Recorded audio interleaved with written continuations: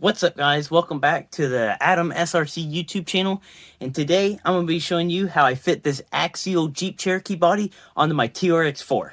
Now, the reason I want to discuss this is because it's not as simple as putting the body on. You do have to do some modifications, and I just want to give some insight to people who may want to do this so you can kind of get an idea of what's going to have to be done before purchasing. Now, I know these axial bodies are hard to get a hold of. They don't make them anymore, but I absolutely love them. I'm a big fan of the Jeep Cherokee, and, well, this is about the best body out there for them. And the reason I say that is because they make, Endura and a bunch of other brands make hard shell bodies, but the problem with those is they can't take tumbles. And if they do, they break, and you also have to assemble them, so they're kind of a pain in the butt. At the end of the day, they do look more realistic, but in my opinion, they're more fragile and just are not as sturdy as this body is. So, of course, this is made for the Axial SCX 10-2, I believe, and it is a pretty direct fit. Now, I believe this body has the stock mounting holes, and if you do look from the side, you can see that the wheel wells do not line up perfectly, especially if you look at the back. The body shell needs to move forward just a hair, maybe a quarter inch, and that would help center up the wheel wells a little bit better. But the wheelbase does fit pretty well. When you start to eye it really good, then you may notice a little bit, but for RC car, especially for me, I do like some realism, but at the same time, I'm okay with the little things. With the body shell off, looking at the front of the car, you can see where the majority of the modification has to be done. Right in here in these front fender wells, I had to cut these out. Now, these are cut out to fit the front light buckets, okay? And if you're not, well, actually, regardless if you're running lights or not, you can't really take these light buckets off because you'd have to take off this whole grill piece, and it would look like crap. So just that's the main thing, is you need to trim in these areas. And of course, I just did as minimalistic as I could. Some other things I have done. So you saw my front bumper. I have it below the body shell, and I used to have it in front. In fact, all my videos, I have it actually in front. But recently, I just moved it down below. I've actually done a lot of trimming in here. I'll zoom in a little bit, but all up in here, I've done a lot of trimming and brought it back so when you turn the tires, there's clearance for them. So just keep that in mind.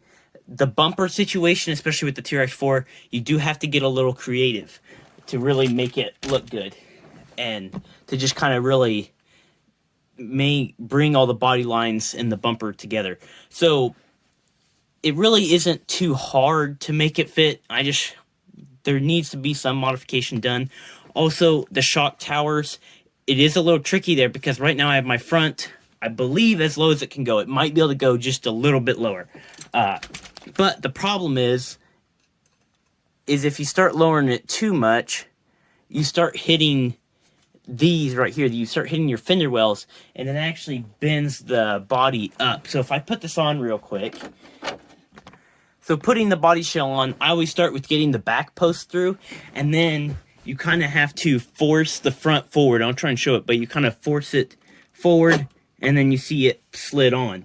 And so it is kind of not stretching the body, but it is kind of flattening it out like that.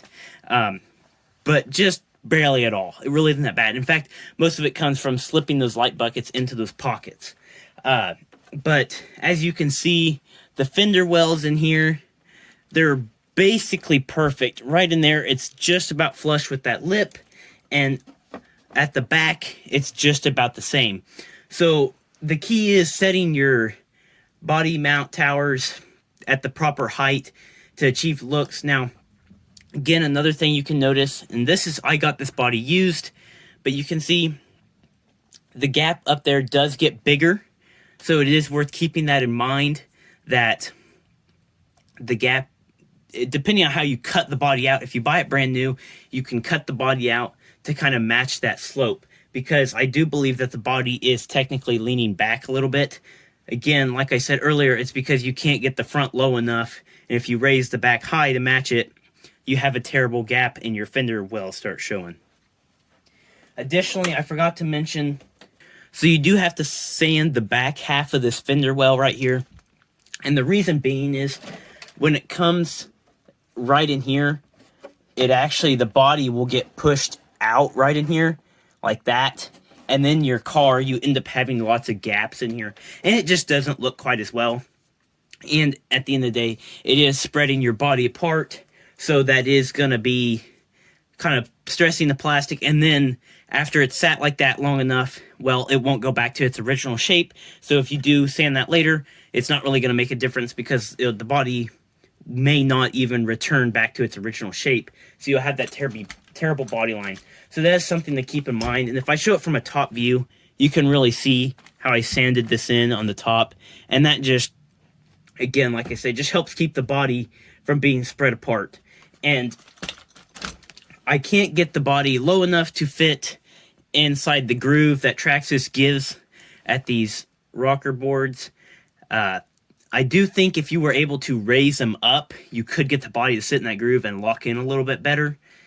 But it isn't like super, I don't think it's that necessary, unless you're wanting to achieve, you know, that factory Traxxas like look. And again, the reason I'm making this video, guys, is just because, well, there's not a whole lot of information out there on how to do this. I think I saw one video, but I just want to make this video confirming that, yes, it will fit. You will have to do a little bit modification if you have, like, the Traxxas TRX4 variant with the fender wells. I would imagine it'd be easier without the fender wells. You wouldn't have to do any trimming. The body would just sit on perfect. So, again, just something to keep in mind. And, well, hopefully you guys enjoyed the axial Cherokee body just as much as I do. And thanks for watching, and consider subscribing.